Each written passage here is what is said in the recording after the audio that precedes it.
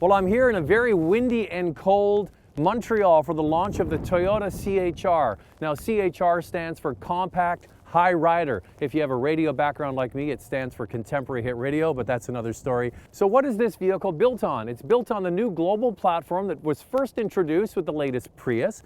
It's going to be used also in the upcoming Camry. And this vehicle has an all-new clean sheet architecture underneath it, and that's how they're able to make this vehicle. Now, a lot of the competitors in this new subset of utilities, like the HR-V from Honda, are built on subcompact cars. For example, that car is built on the Fit. This is built on a compact platform, which means it's got broader shoulders, it's wider. And you notice that in the front. Big headlamps, wide grille, aggressive looking stance. From the front, I think it looks really quite dynamic.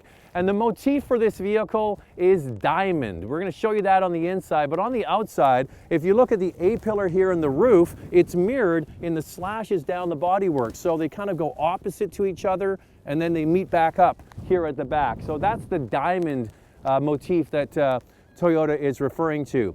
It basically comes in two trim levels in Canada, the XLE, then you get an additional package. You can also opt for different paint schemes with the deviating color on the roof, which looks quite aggressive, maybe kind of like a Mini from years gone by, but a nice looking vehicle from the front. Now, when you come down the side, what they've tried to do is to make it look more like a coupe than a four-door. And one way to do that is to hide the door handles into the back doors, and it makes the rear windows really quite small. And these door handles, if you have little kids, aren't going to be able to reach them and pull them down.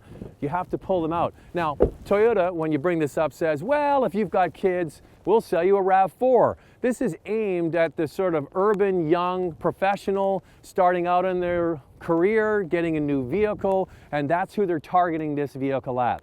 Around the back has a very sort of square cargo opening, which just makes it very useful for putting things in. Of course, the seats fold down as well. Now, inside is a nice place to be if you're in the front seat.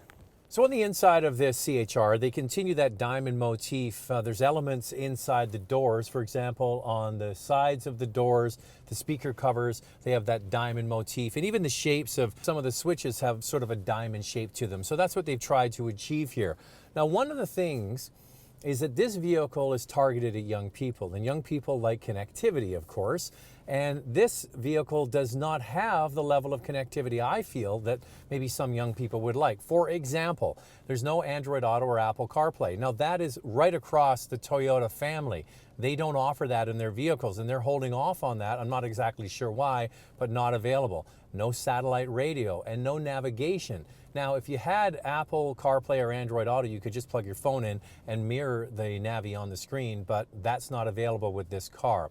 Also, the backup camera, when you put it into reverse, is not projected onto the head unit. It's a 7-inch screen. That's kind of logical in this day and age. It's a little backup camera in the rear view mirror, which is sort of a step behind what I think should be available. Also, there's no sunroof available in this product either. Now, what do you get as the base trim? Well, one nice feature, I think, is the dual climate control. So passenger and driver both get their own set of controls. You get a nice leather-wrapped steering wheel with audio controls on the steering wheel. Now, the back seat is another area that you need to pay attention to. Because the windows are small and it has that coupe-like look, it really feels quite claustrophobic in there. The windows are really quite tiny, and at the back, actually, when you're sitting back, there's actually a pillar there, so you can't see out at all. So these are things just to be aware of. So I guess the goal is, if you're a single person, well, you're not going to sit back there, so it doesn't matter to you. You're up front enjoying the drive. So we're here just outside of Montreal, and they have a circuit for us to take this vehicle out and have some fun and see how it handles. So where a car company holds a launch really says a lot about how they feel about their product. And Toyota, just outside of Montreal, has brought us to a road circuit because they believe that this car has the chops to show off its handling dynamics to the journalists assembled here. And I've been going around a few times on the track, and I have to say that this new global platform that Toyota is using, the first car to have it was the Prius, the next car to have it will be the new Camry, is really quite rewarding. And a big differentiator with this vehicle and others in the marketplace of similar size is this has an independent rear suspension. It makes a massive difference. I get people commenting all the time, well, what big a deal does it make? Well, it does. All you need to do is drive a vehicle with it and without it, and you'll notice right away. Now, powering this CHR is a 2-liter Valvematic engine. Now, if you know the Toyota family of vehicles, you know they have one engine that has this Valvematic technology. It's standard equipment in a larger engine, 2 liters with 144 horsepower and 139 pound-feet of torque. And I think that's really a good sort of compromise in power and efficiency. Now, driving on the roads here to this circuit and having it out, I think the one thing that they absolutely nailed was this continuously variable transmission.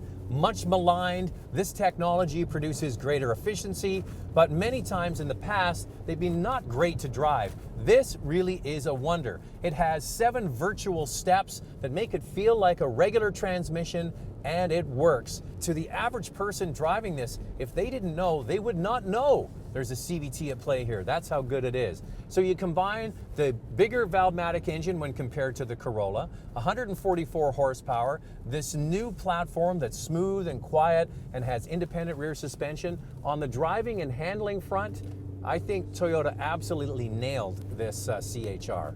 Well, it's been a very raw, rainy, and windy day here in Montreal for the launch of Toyota's latest vehicle. Now let's go through the things that I think they got right and things I think they could work on. First of all, it's edgy looking. Now, that's not going to be for everybody, but at least you have to say that Toyota's taking a chance and doing something that's progressive and modern looking. I especially like it from the front. So you're either going to like it or not like the styling, but at least they're taking the effort to do it. On the inside, it comes nicely equipped with, it's got the dual zone climate control, it's got the leather wrapped steering wheel, it's got adequate power from a 2-liter engine, it has the CVT that works very well, and the ride and the handling are really quite good with this vehicle. Now, things they could add. Well, first of all, they could add a lower starting price. This starts at just over $24,500. If you want to get the premium package, get you the 18-inch wheels and the extras, that's over $26,000. If you look at the HRV, it starts at 20 grand. So there's a bit of a gulf there in terms of pricing. And you don't have the option to add all-wheel drive with this vehicle at all. Then you get into some of the finer points, like the head unit. There's no satellite radio, there's no navigation, there's no Android Auto or Apple CarPlay. So those things I think could be definitely improved. It's edgy, and it's going to be interesting to see who buys it.